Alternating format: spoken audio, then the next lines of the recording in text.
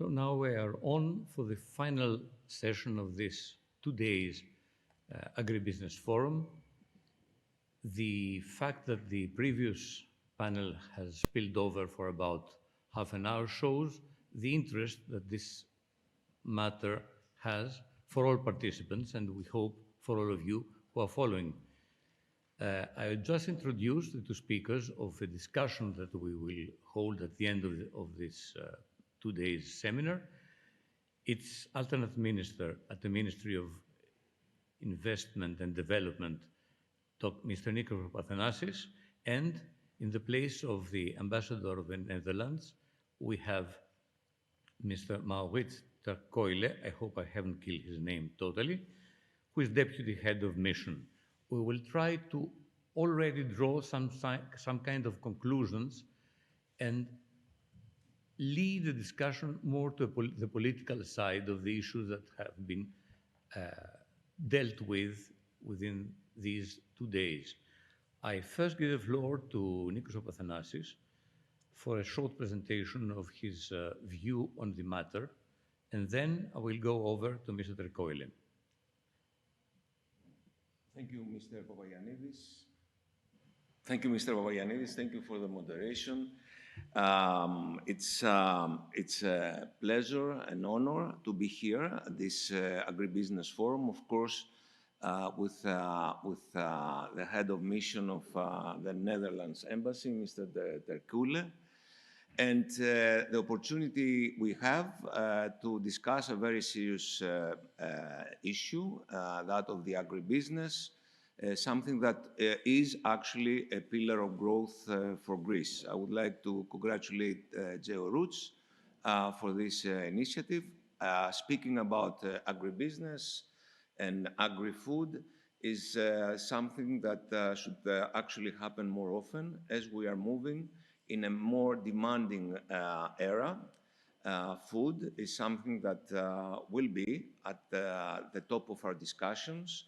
And actually, the war in Ukraine has shown us that we have to consider very much and include in our public speaking, also in our public policy, especially here in Greece, the issue of supporting agribusiness, as it seems it will be heading a lot of our businesses in the future. Of course, Greece has moved quite ahead the last 3.5 years. It has given a lot of innovation and public funds in order to support the new age of agribusiness, but still we have a lot of path to go, and we have to stay the path.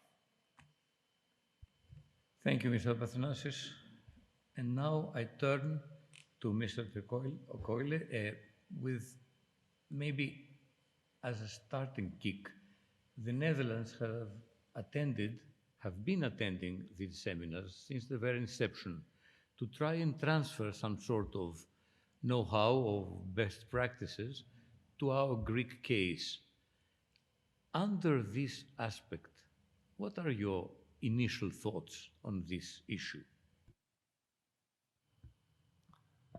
Thank you very much for the question, and also thank you, Alternate Minister Papathanassis, for your reference to the Netherlands just earlier when you spoke. Indeed, we are presented at this Agri-Business Fora, and we have been in the past. Actually, I saw a countryman sitting here, more or less in this spot right before me. In terms of our engagement, and I make it a little bit broader, with agricultural business in Greece. Yes, we have been at the fora, but I think we also see a shift. Let's say 8 years ago, we were all very much focused on the financial crisis. It was a different situation in Greece, and it was a different stage in our relationship. We just had a visit last week from our King and Queen, an official state visit, and I would like to see that as the crown on the improvement of our relationship, and that improvement is there for a reason. That improvement is where our, let's say, our partnership between Greece and the Netherlands was maybe unbalanced. I think it's coming more and more imbalanced, and we can start speaking more and more of a true partnership where both sides have something to offer. Now, when I came to Greece in January 2020, we were looking at, in this shift in perspective, it also comes to shift in, okay, what are the opportunities? We had a new government who just started in 2019 at the time, who said we're open for business in Greece. So we did a survey of agriculture and agricultural opportunities in Greece. And based on that, on those findings, we were able to devote a section of the visit of the King and Queen to horticulture in Greece. We had a seminar in Thessaloniki. We brought in a number of companies from the Netherlands, and they were also matched with a number of companies from Greece. And they were able to really explore and get to know each other, to see what opportunities there are for, let's say, cross-fertilization between Dutch and Greek companies. And of course, we will push for the follow-up of that, and we're happy to also do that here in the AgriBusiness Forum. But we see potential, and we notice that the demand from Dutch companies is there. Thank you. Now then, a word that cropped up both in the previous panel and in the whole of these 2 days seminar was the notion of crisis, of a succession of crises in the plural. And this makes me turn to the alternate minister, who is Minister of Development and Investment, and ask him, this succession of crises and the present crisis of inflation, of rising interest rates, where does it leave the notion of investment? Can we hope to have a steady flow of investments where Greece has been rather lagging for various reasons for at least 10 years? Can we hope for a steady flow of investment under these crisis conditions, especially so in the agribusiness sector? Actually, this is a very interesting question, Mr. Papagiannides, and I would like to start by saying that I would like to start by saying that we have to do it like Dutch do it. So it's we do not have to reinvest the wheel, invent the wheel. It's there. All we have to do is follow the best practices. And to go back, we've had very challenging years. We had to run 3 programs. We've learned from our mistakes. And now we do not want to go back. So what we see ahead of us is that something that probably was not clearly seen in the past is that the only way to move ahead is to support innovation, research and development, along with investments. And in order to do this, and I will go back to your initial question, in order to do this, we have to create a different environment. And this is what we've tried to do during the last 3.5 years. First of all, we've tried to change the fiscal mix. It's very important. We do not want to overtax companies and people, and we've done that. We've decreased more than 30 taxes. Then we wanted to change the mosaic, the economic mosaic, introducing new pillars of economy and creating a more friendly environment, and we've done that. As a reformist government, we change the environment and we make it easier for businesses to be established and run in Greece. Of course, the monster of bureaucracy and red tape cannot be faced in just one action. You know, it multiplies. You have to cut the roots off, and the only way to cut the roots of bureaucracy and red tape is to move jobs that the state was doing in the past outside in the private sector. We have to trust the private sector, and this is what we are doing in the government. In this government, we are trusting the private sector and all the certified auditors to do jobs that previously was done by the state. So we are creating a buffer zone between the state and the investor. And then we had to decrease, of course, the non-performing loans, the NPLs, because we had to strengthen our banking system in order to provide financing. Now we are below 10% debt to GDP. That is something that we're not satisfied, absolutely, but we've moved a long way. From 37% debt to GDP, we're down to 10. We want to go down, and we will be going down because the denominator increases, which is the GDP. And finally, in doing so, we've created all the tools for the investment. So yes, there is very high demand for investment in Greece. We are providing very strong incentives. We are trying to combine the incentives with the research and development and the innovation. And we do have innovation hubs being created in Greece. We have to elaborate more in the connection between the academic institutions and the real economy. This is what actually was the previous discussion with the previous panel, and we are doing so. We've come a long way, and I think that in the near future, even though we are running the last year of our term, we will not stop our reformist work. We will continue our reforms, and we believe that the Greek people will give us a next term to complete the job we have started. The Minister has described a framework within which one hopes that investment will keep coming and growing.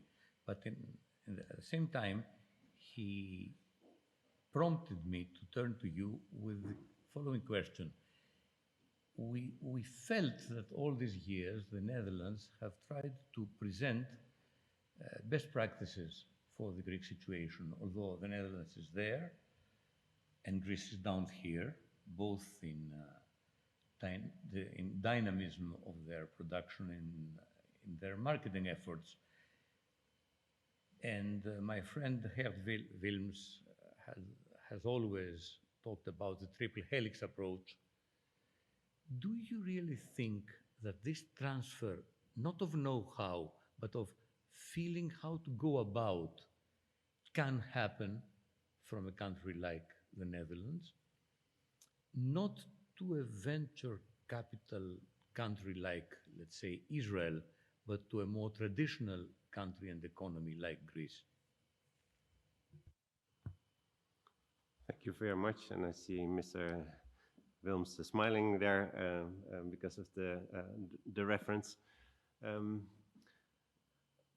If I look at Greece and the Netherlands in terms of agricultural production and type of country we are, there are some similarities between the Netherlands and Greece. If you look at population size, if you look at the fact that we're close to the water, for instance.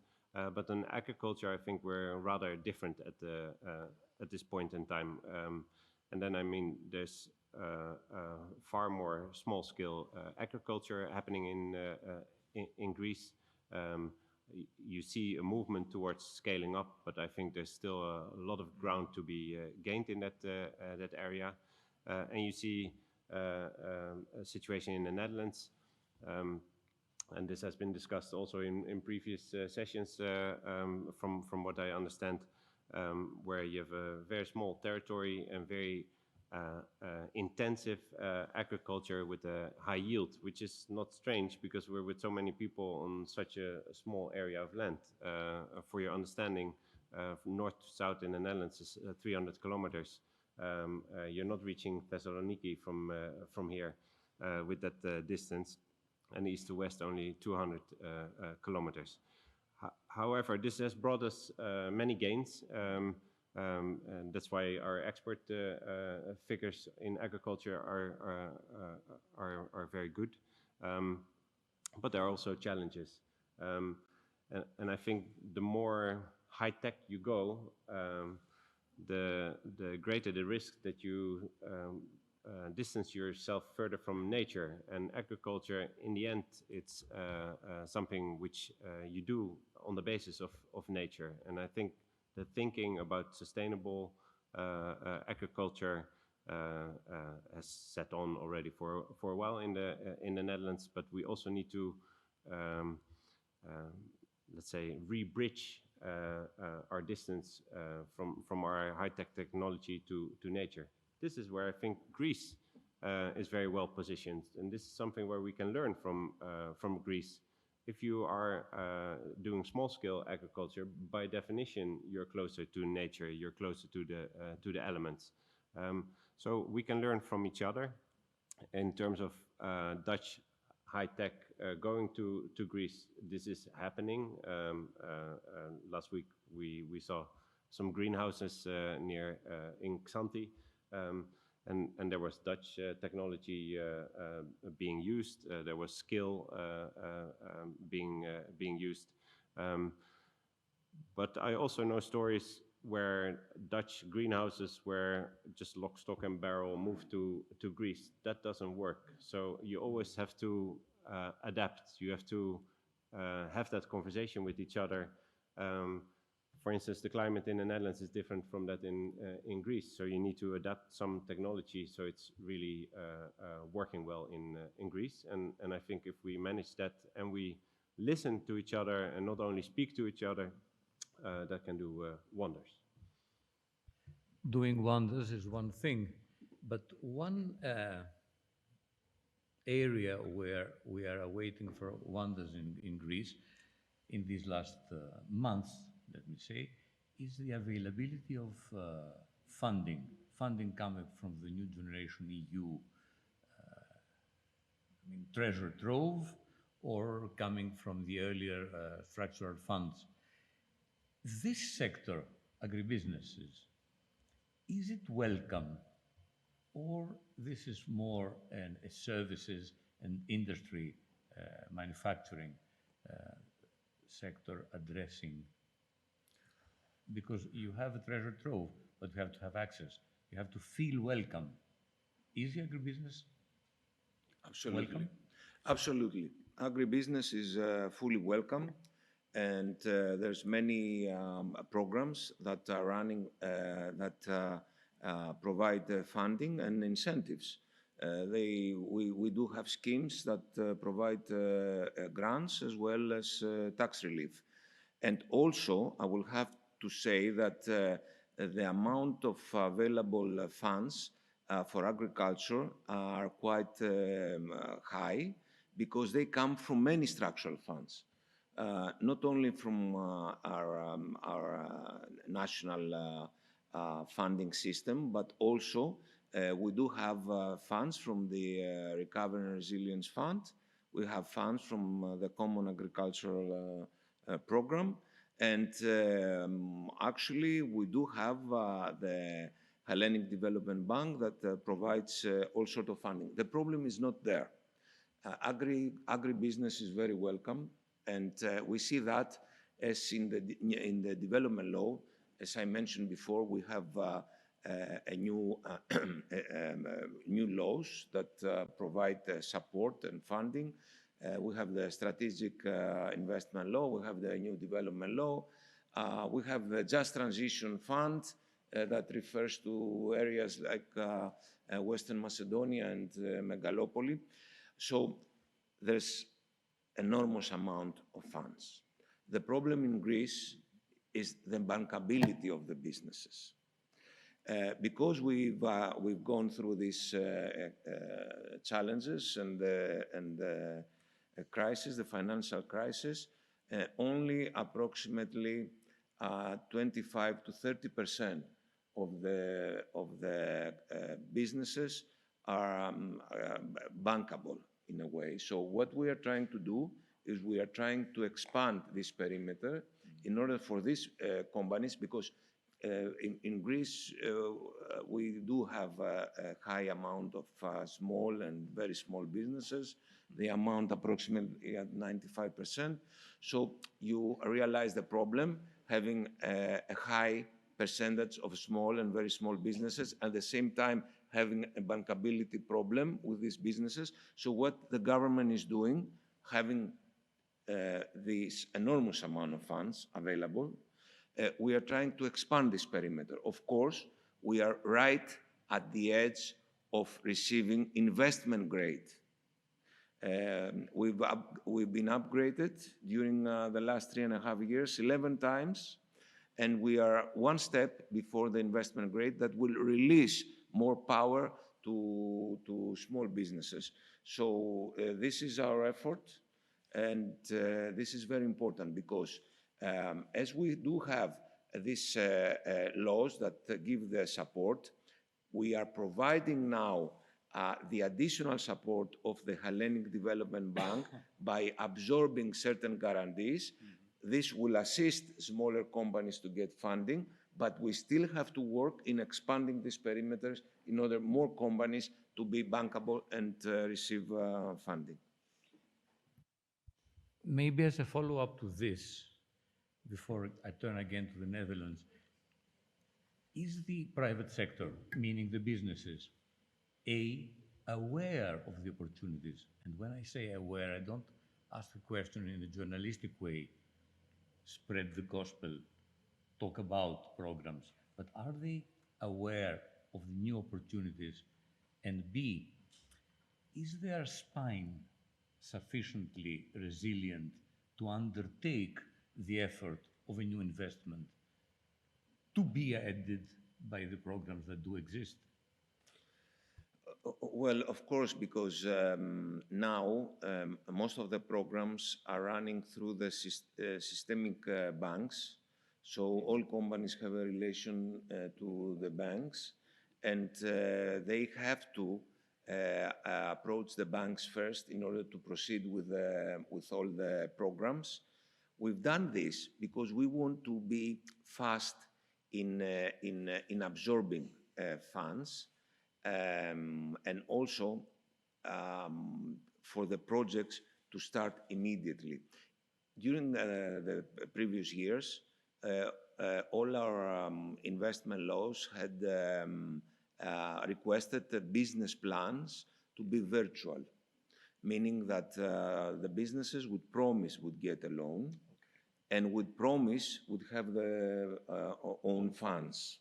Now things have changed. Things are more strict in a way that we do want whoever applies to be ready to start the execution of the business plan. So we request for a corporation to have an approval from the bank, a pre-approval, and also to present its own funds in order to be sure that immediately after the approval we'll start executing the project. Yes, this can be construed as an obstacle, but it's also a more realistic way, because to announce opportunities and to give lists of approved programs, and then at the end of 2 years or 3 years, to have the demand to absolutely to try and keep them alive while they're not, is not best practice, the worst kind of practices. The press may like it because we have announcements, and then we have grunting and aggression against the government that would be at place, but you do not do business that way. And this is the difference. This is actually the difference that this government wants. It doesn't want announcements. It wants announcements that are executable announcements. Yeah. So now, Mr. Kuile, the word crisis, even crises in the plural, has cropped time and time again. When we had the first crisis, not in Greece, not only in Greece, not the debt crisis, our almost Brexit and all that. But when we had the first crisis, the coronavirus one, the agri-sector had to adapt, to shift. Then we all discovered, that this crisis left back a supply chain crisis, which did not stop so easily.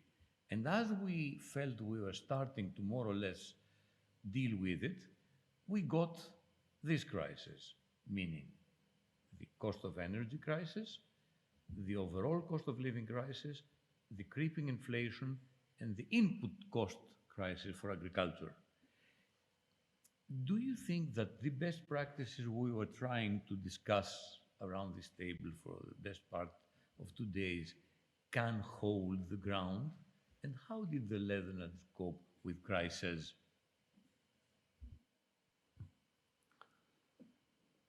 Well, as you mentioned, we're not out of the woods yet, and in a way, this might become a bit of a new normal, where one crisis ends because the next one has begun.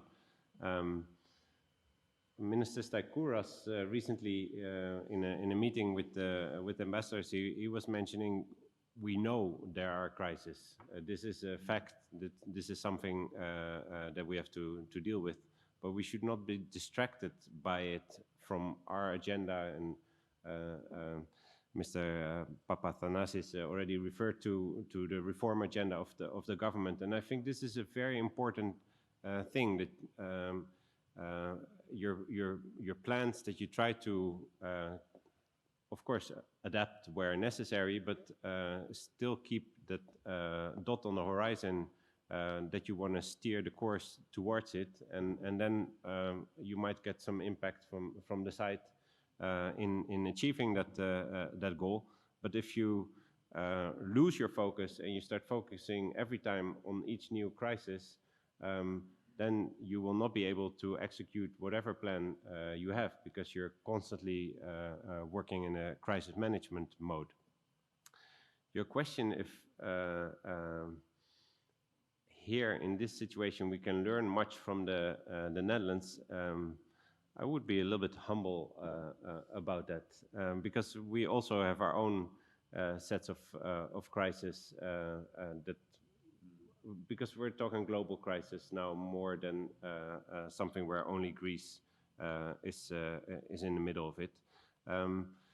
We try to deal with those crises as good as we can and adjust it to our own, let's say, cultural values in dealing with that. To name an example, when I came here, as all of us, when you had to leave your house, you had to send an SMS to be able to go outside. In the Netherlands, this was unfathomable. In the Netherlands, there was a much more liberal approach to COVID, which, if you take a step back, is explainable after so many years of financial crisis and reforms and savings in Greece. The healthcare sector, of course, was a little bit more fragile than the healthcare sector in the Netherlands. In the Netherlands, people felt like, oh, it's just a cold, let me out of my house. And so a different approach was chosen. Here in Greece, especially the first wave, Greece became an example for the rest of Europe in the low infection figures. If we move to agriculture itself, I mentioned already the high intensity agriculture in the Netherlands. There we have a discussion within society on nitrogen levels. This is something that we all agreed within Europe together to adhere to. But in the Netherlands, the consequences are felt much starker than they are in a country like Greece. So there we have to come up with our own solutions to this problem, because it just doesn't apply to the situation in Greece. I would like to leave it at that for the moment. Mr. Kuile's speech, or part answer, part speech, gave me the the cue of the new normal. The crises, plural, are becoming the new normal. Is this easily digestible in the Greek situation, Mr. Papathanassis? And since also the cue was given about humility being very much a political, good approach to things, I was wondering the new obligations that come to the table of the agribusiness sector, let's say greening, let's say environmental, let me not forget ESG. All this combination of crises with new obligations, can it be digested? Will it work as a push forward or as a break to the sector? I understand this sounds somehow a philosophical question, but I would very much appreciate your reaction as a politician. It's not a philosophical question. Mr. Papagiannides, you are Greek. You know that we've lived through crisis the last 2,500 years here in Greece. So we do know how to handle the situation. And we are still here. Yeah. So we are a country that has risen, has fallen and risen, has passed through many crises, and we do know how to face crisis, and it is part of our life. And of course, learning how to live with the crisis, we became stronger. Starting, and I would like to speak about this period, this government. I do not want to go back another decades, but we've gone through many crises. We've run through 3 programs in order to stay in the Eurozone. And actually, Greece is a very stable country and a country that has undergone a lot of stress, and a country that the political system now, I would say, with a higher majority than any other European country, supports the European orientation of the country. I'd like to remind that, indicating why large companies, protagonists, champions like Microsoft now, or Pfizer, or Amazon, or Google, are coming to Greece. They're coming to Greece because they're seeing stability, a pro-business government, and also a country that has surpassed many problems of the past. So what we've done the last 3.5 years, what we are going to do in the next 8 and 9 months is we are trying to transform the country, and by doing so, we are continuing the reforms. We know that the digitalization and digitization is something that has to keep on going. We've shown that we can do a lot of things, and also we've shown the rest of Europe that we can lead in certain ways. Just to remind you that during COVID, we have shown Europe about the COVID pass and other issues, and we have led the way at the last energy crisis, whereas when Prime Minister Mitsotakis has proceeded in proposing 6 measures in order to put a cap in the gas price, and it's only until the last weeks that Europe, which is a big ship, it turns slowly, but at the end it turns. It showed that during COVID with the creation of the RRF, and now it's only the last weeks that Europe has realized that we have to work towards putting a cap on the gas prices. That's why we see a reduction of gas prices. So we will continue our reformist agenda. We will transform a lot of and also digitalize many functions of our state, and we will continue because we know that ahead of us we do have a food crisis, not in Greece, but it seems like generally we will see that happening. And also, at the same time, we will have recession and high interest rates. Greece will avoid recession, and the logistics, it's shown that it could work perfectly during COVID. We had no any problems without food chain. We've seen other states that did have problems with the food chain. So we've learned how to work, and I think we will do so in the future. So, over to you. Do you consider that the new kind of obligations that crop up, environmental, ESG, etc., are used to make the agribusiness sector more adaptable, or are they a drag, especially under the present situation of high prices and inflation? Thank you very much. I wonder if this is really a question, in the sense, on the one hand, like I mentioned in the beginning, agriculture, you work with nature. You don't want to deplete nature, the source of your product.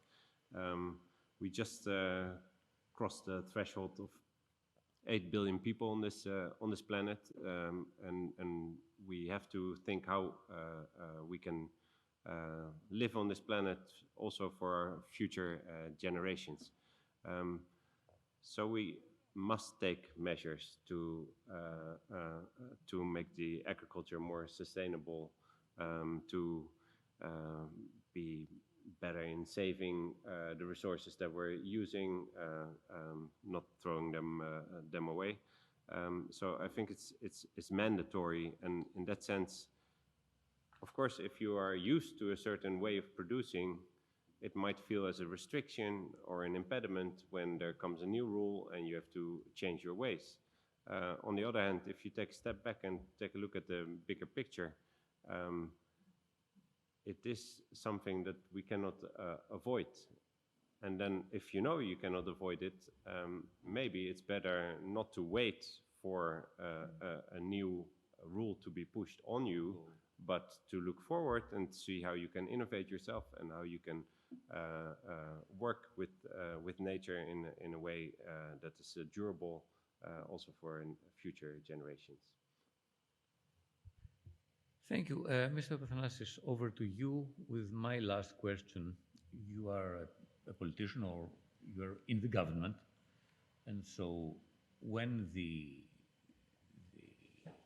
2023 agribusiness roundtable takes place, I suppose you would hope to either be on the same post or a similar post after the next elections. When you come back at that time, in whatever capacity, can you be optimistic that things will have changed for somehow the better in all the matter that has been on our table for these last 2 days?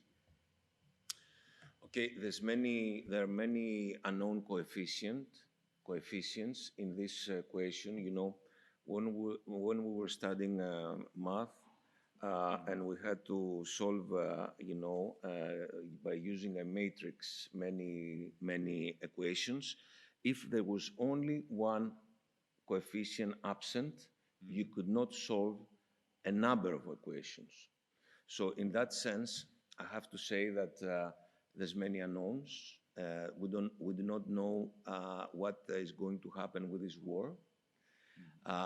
So if this war ends, things will be different. If this war continues, things will be completely different as well. One thing I will have to reassure you, is that we will continue the path. will stay the path. We will continue the reforms, and we will use, in the proper way, the structural funds. We will have growth. There is high demand for investments in Greece. We have not seen any reduction in requests, so it means we stay high, and Greece is an attractive destination.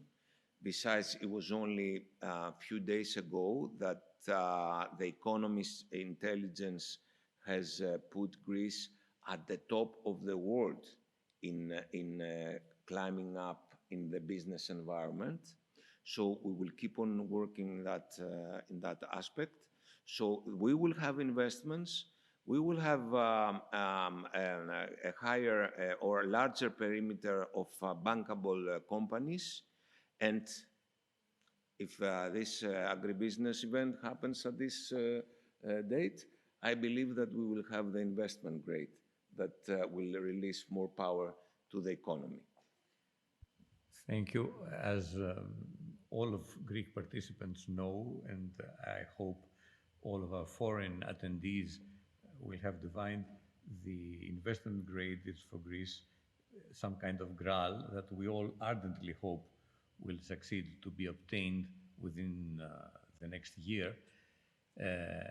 I thank both participants to this more politically minded debate. And as we are nearing the end of this 2 days' fifth AgriBusiness Forum, I would like to point out that it has been 2 days of open discussion, not avoiding problem areas, of discussion pointing to the high challenges that are in our path, everybody's path, from the agricultural to the business, to the banking sector, to the state, to Europe. Europe has been also present here, not in an idealized, pink, rosy way, but in a very straightforward way, pointing at problems and at learning processes that have to be established. And also, realism has not wiped out the funded optimism, which is the best kind of optimism to go forward. After these brief comments, I would like to ask the organizer of all this event, Yannis Balakakis, to more or less close our debates. Mr. Balakakis.